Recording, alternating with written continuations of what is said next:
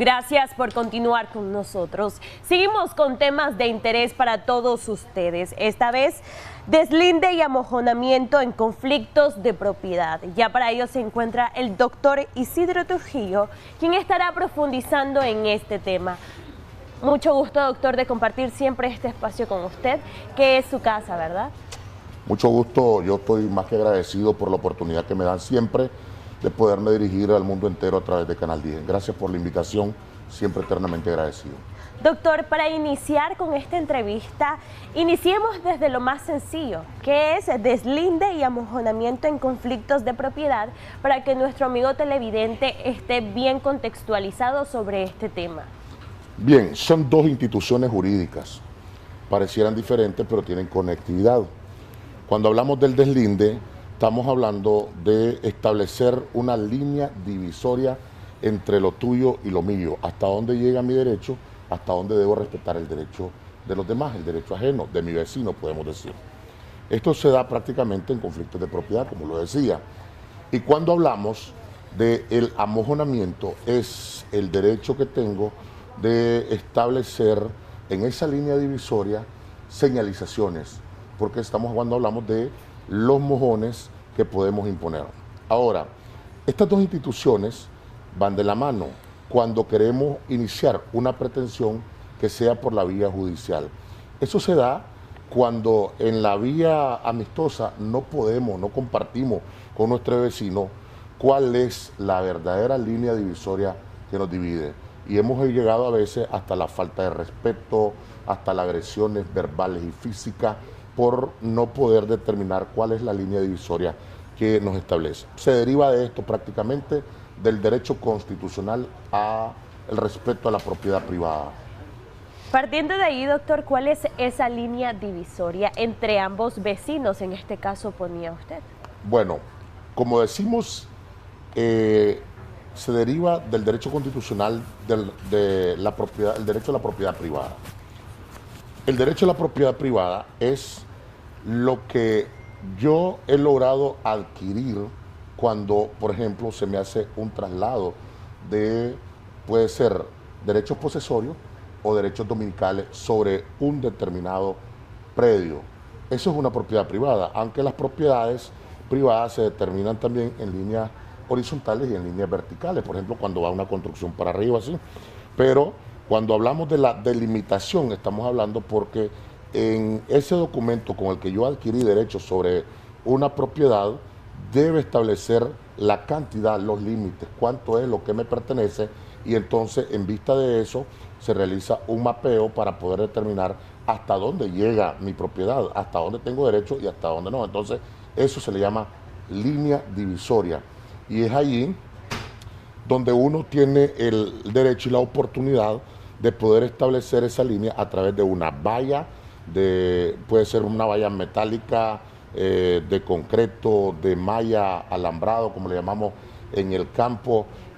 Otras personas en el campo acostumbran delimitar sus propiedades con algo que le llaman el carrileo, que es un carril que no lleva alambre, no lleva ningún otro tipo de construcción, pero sí se establece la línea divisoria con una limpia recta que va diciendo de aquí a esta limpia que hacemos, que tiene quizás a veces 4 metros de ancho, de ahí para un lado me corresponde a mí, para el otro lado te corresponde a otra persona. Entonces esa es la línea divisoria. A veces los vecinos tienen conflictos, doctor, porque comparten una misma pared entre ellos. Entonces, en este caso, ¿cómo se podría hacer? Ahí estamos hablando de otra pretensión, algo que se llama servidumbre. Cuando compartimos una sola pared, un derecho sobre un bien, entonces estamos siendo comuneros y tenemos servidumbre de pared, por ejemplo. Del otro lado, la misma pared le va a servir a usted para que usted pueda construir de ahí y no haga otra construcción que le va a generar gasto. Y del otro lado, yo tengo la servidumbre de la pared también, porque así se estableció. Es, por ejemplo, cuando hablamos de las construcciones en líneas verticales, que estamos hablando de la división de los edificios, los apartamentos en los edificios. Permítame un momento, doctor. Según nos dicen, ahorita mismo hay una llamada. Aló, muy buenos días. Gracias por llamar. ¿Cuál es su consulta o comentario? Le escuchamos. Buenos días. Buenos días. Gracias por recibir la llamada. Gracias por llamarnos. ¿Cuál es su comentario o consulta? Bueno, fíjense que necesitaba hacerle una consulta al doctor con referente a un caso que nosotros tenemos. Lo escuchamos. Sobre un caso que tenemos nosotros sobre una declaratoria de heredero. La casa, pues ya nos declararon heredero universal a los tres, somos tres hermanos. Pero ¿qué sucede? Sucede que a la hermana menor de nosotros, a ella se le construyó un segundo piso para que ella habitara en la casa. Pues. Y el conflicto que tenemos nosotros ahorita es que ella dice que para que sea, ella quiere partes iguales. Entonces, pero lamentablemente las partes iguales no se podría porque hay paredes de promedio y hay que, por ejemplo, en el caso mío, la parte que me corresponde, tengo que desbaratar 2 paredes. Ya, entonces la otra hermana mía, la mayor, esa no va a desbaratar ninguna pared. Entonces ella lo que nos está pidiendo a nosotros es que completemos la parte que le correspondería a ella. Pero entonces la pregunta exacta sería, la parte que se construyó para arriba, ¿eso es beneficiario para ella o no? ¿Verdad? Entonces, ese es el comentario.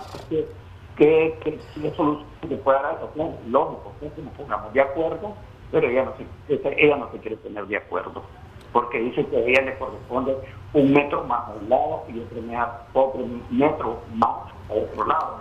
Por eso es que se le construye un nuevo piso para que ella dice y se recompense 1,5 metros a un lado, que ella le izquierda, pues, pero ella no hace caso, o sea. Muchas gracias por su comentario o consulta. Puede dejar los datos al interno para que el doctor Isidro pueda profundizar en este tema. Sin embargo, doctor, aquí tenemos un conflicto de herencia. ¿Cómo puede hacer nuestro amigo televidente? Con la descripción que nos ha hecho nuestro amigo televidente esta mañana, podemos darnos cuenta que se trata de una propiedad que no presta cómoda división. Cuando las propiedades no prestan cómoda división, lo que se hace entonces es que se demanda con una pretensión de partición de herencia y los judiciales someten a venta, puede ser venta voluntaria o venta forzosa, la propiedad para que la división se haga en lo que tiene que ver con lo monetario sobre el valor de la propiedad. Porque pues, es ilógico venir y querer partir una propiedad en forma de que, de que va a ser una destrucción pues, prácticamente del acervo patrimonial que ha dejado el causante. Ellos son comuneros y como son comuneros en partes iguales, deben dividirse en partes iguales, pero como no lo permite hacerse en forma de la infraestructura, entonces se tiene que hacer con una venta forzosa y eso tiene que hacerlo en la vía judicial. Muchas gracias, doctor, por aclarar esta duda de nuestro amigo televidente. Continuando con el tema anterior, doctor, ¿qué pena podría tener una persona que incumple ese deslinde y amojonamiento entre vecinos? Bueno, el deslinde y amojonamiento es un proceso civil de orden voluntario que está regulado en nuestras leyes, el marco jurídico que lo regula, el Código Civil a partir del artículo 1657 y también en el CPCN, Código Procesal Civil de Nicaragua, a partir del artículo 811, 812, 812, nos dice que como es un proceso de jurisdicción voluntaria, las personas solo hacen una solicitud, después el judicial ejecuta el deslinde y el amojonamiento, pero quien no esté de acuerdo tiene el derecho de oponerse. Eso significa que cuando hay una oposición se hace un juicio ordinario, ya las cosas se transforman. Todavía ahí no hay ninguna pena. ¿Por qué?